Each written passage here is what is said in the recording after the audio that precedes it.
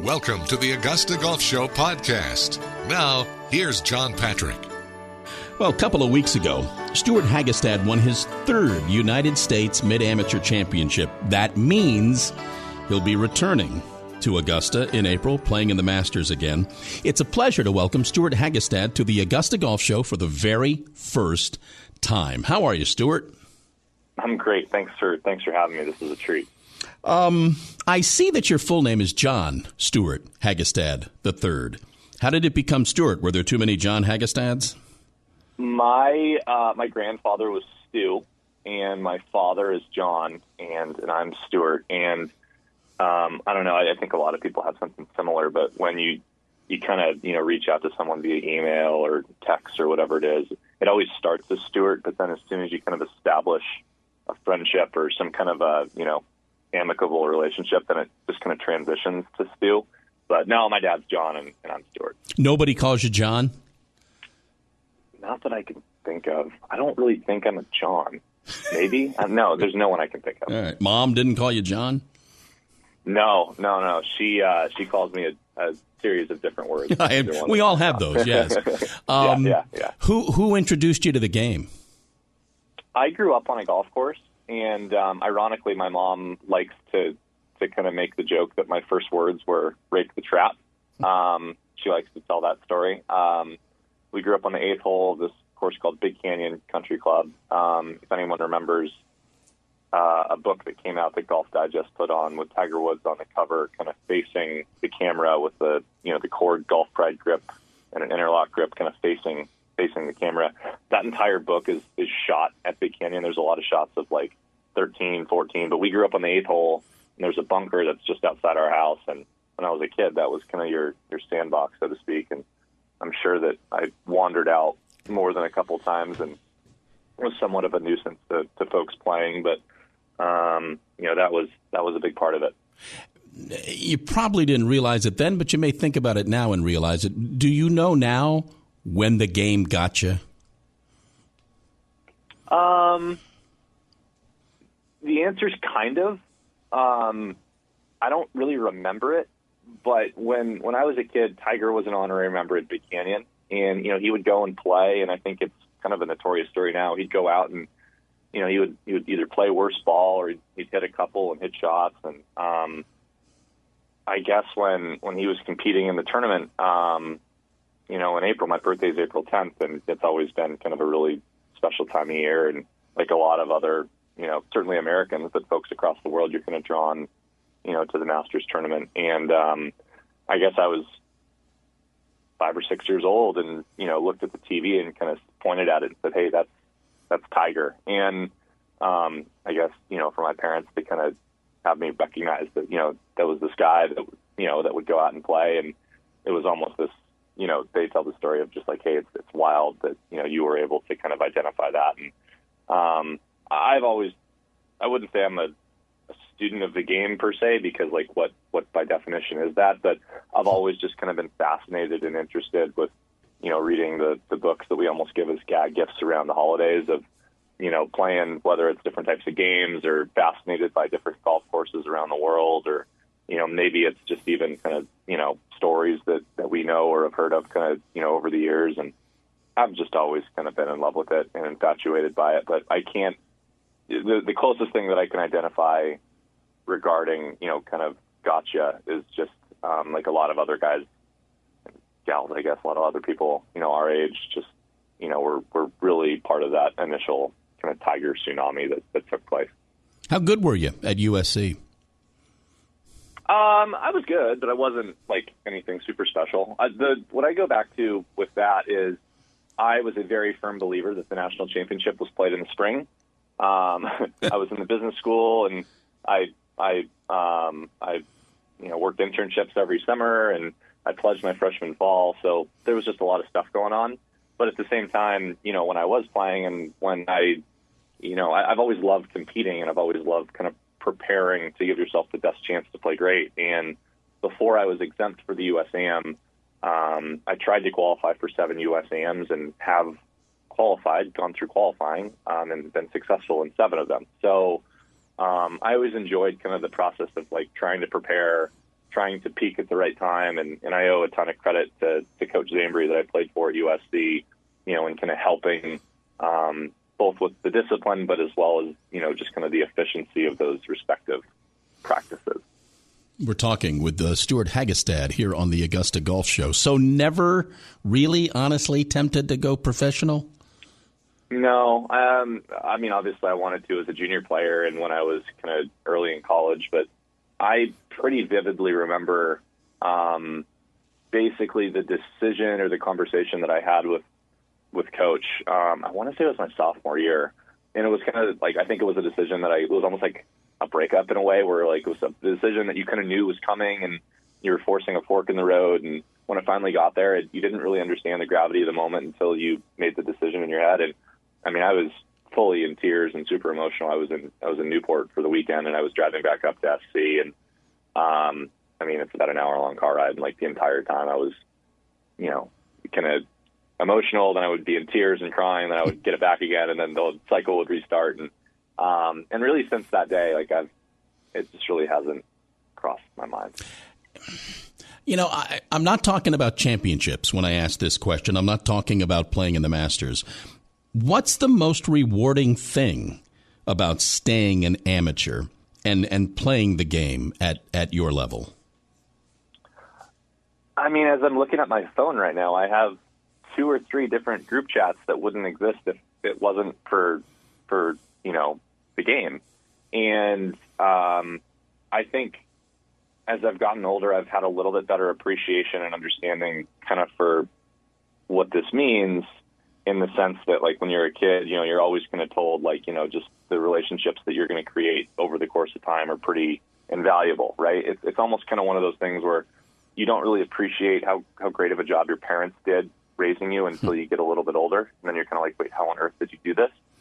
I think as I've gotten older and have the chance to meet friends and peers and mentors and folks I look up to and, just kind of different parts of life that are important to all of us, I think a lot of it can, kind of be rooted and can be brought back to the game of golf. And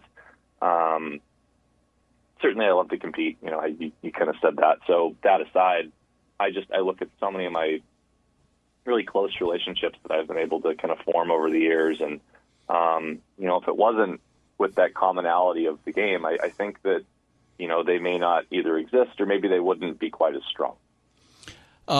You've made the cut at the Masters. You've been low amateur at the Masters. What is that whole experience like?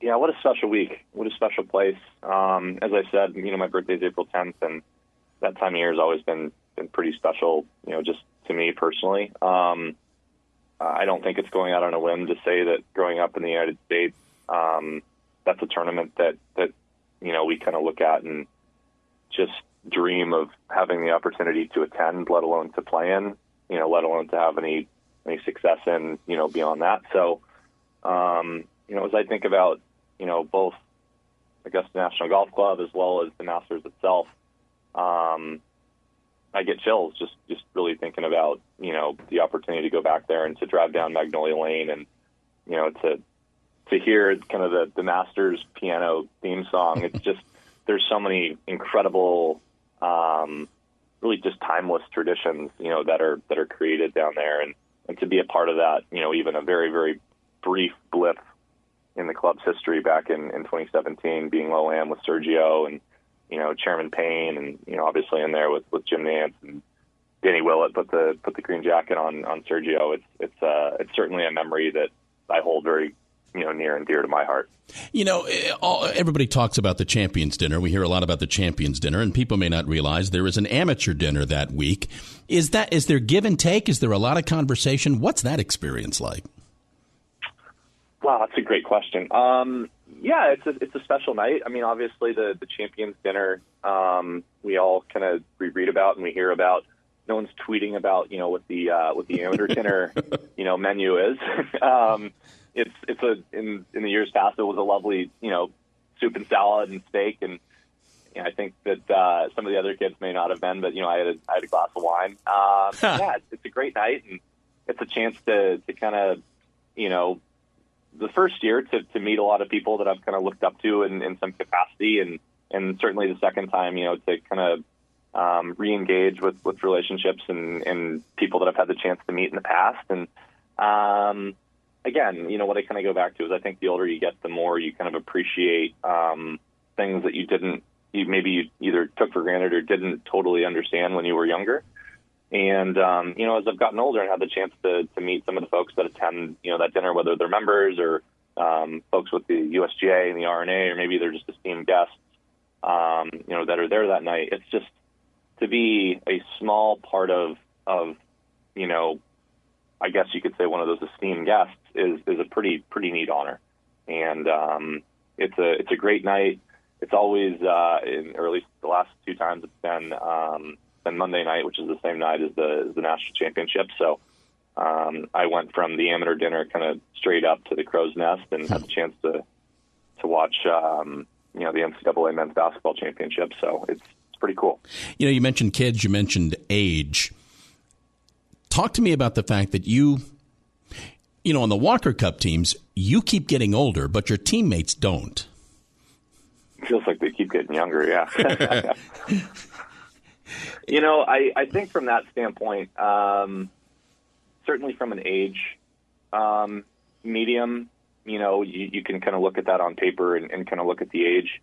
I definitely think that there's certain moments or interactions throughout the week where golf isn't specifically a part of either the conversation or the interaction, where there's certain things where younger guys will show their age. An easy example would be like knowing how to tie a tie, as crazy as that sounds, right? But when you're 18, 19, 20 years old, like you're probably not doing that quite as much as you are when you get a little bit older, mm-hmm. right? There's a lot of times where, during the week you got to tie up, whether it's for work or for a dinner or for a wedding or whatever.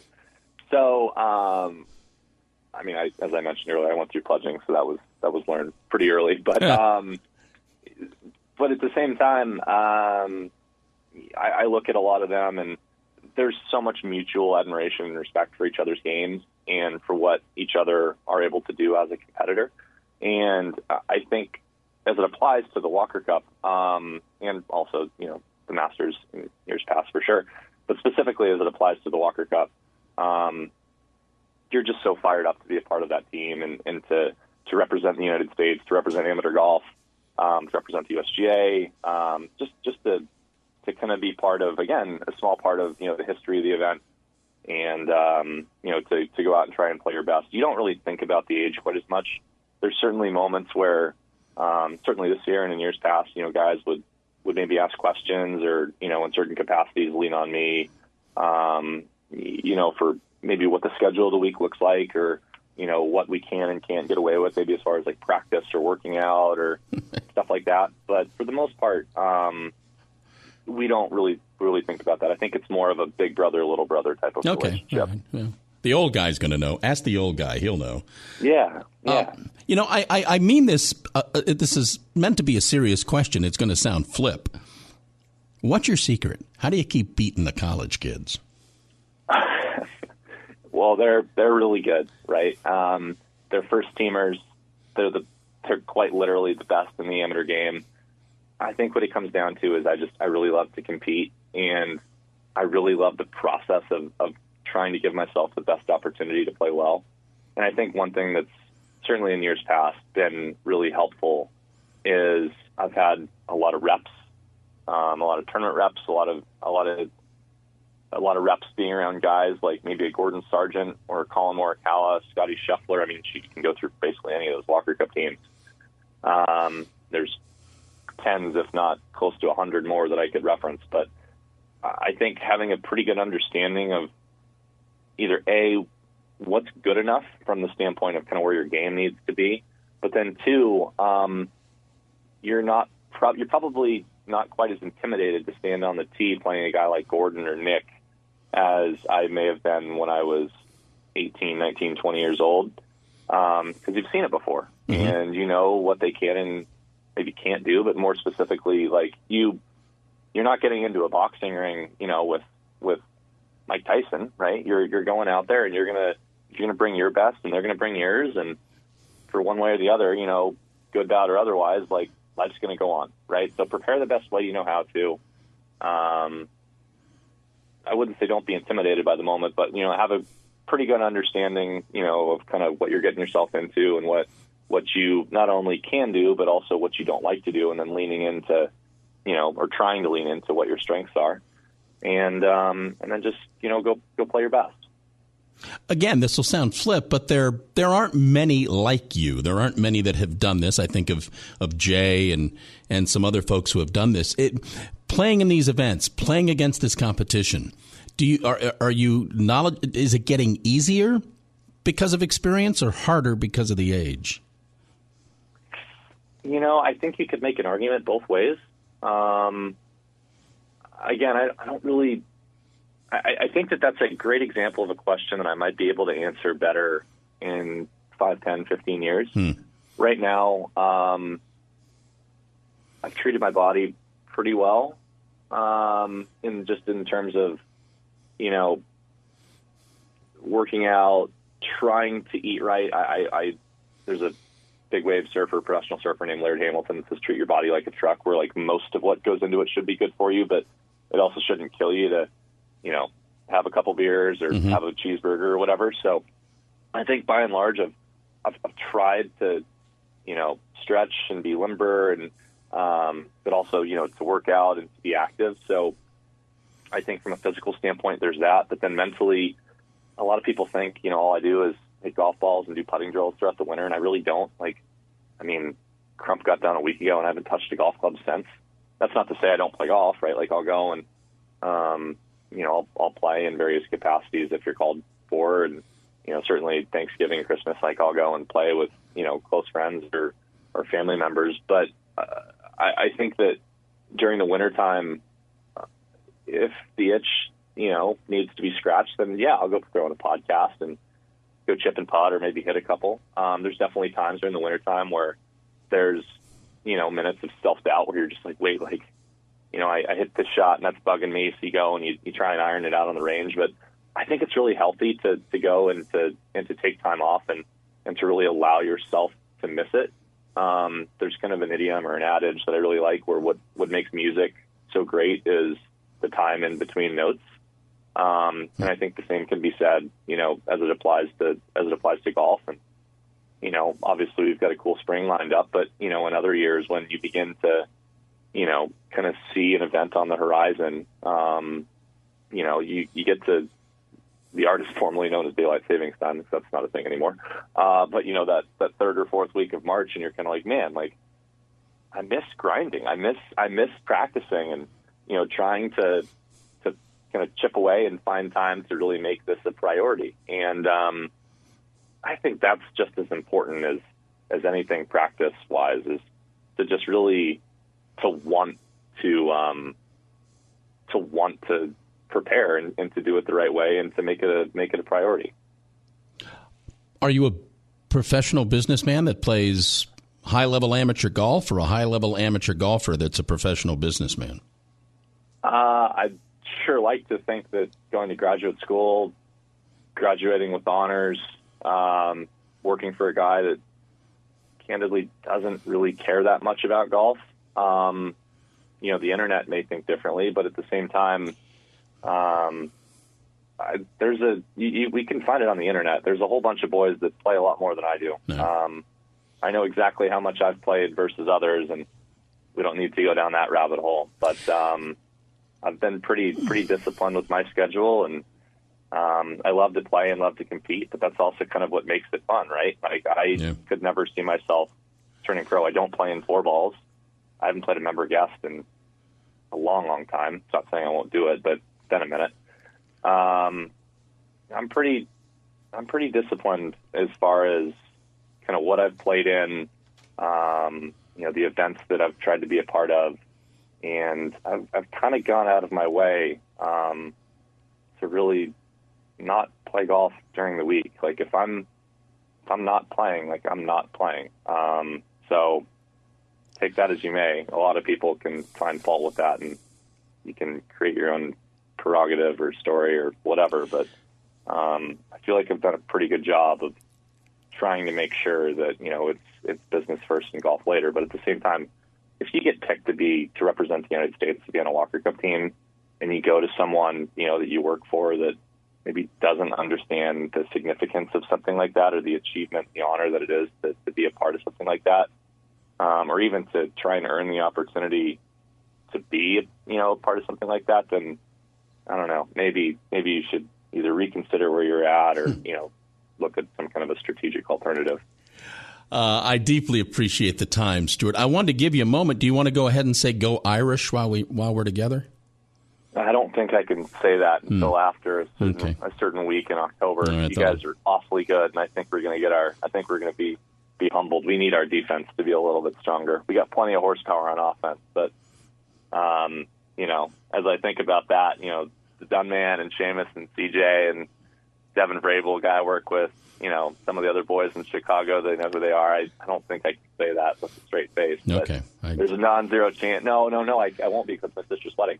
But I'll be tuned in to South Bend and wish you boys the best of luck, and it should be a great game. I grow weary of that fight song of yours. I was in South Bend for that 49-10 butt kicking you guys gave us, so there's plenty of history there, and it'll be a great game. So it's what makes college football so great, or rivalries like this, and I know that the mutual respect that we have for each other's schools, that's what makes it great. So all good. He is Stewart Hagestad. He is the United States Mid-Amateur champion again for the third time. He'll be at the Masters in April. Stewart, thank you for taking the time to do this. I deeply appreciate it. Of course. Thank you for having me. This has been a treat.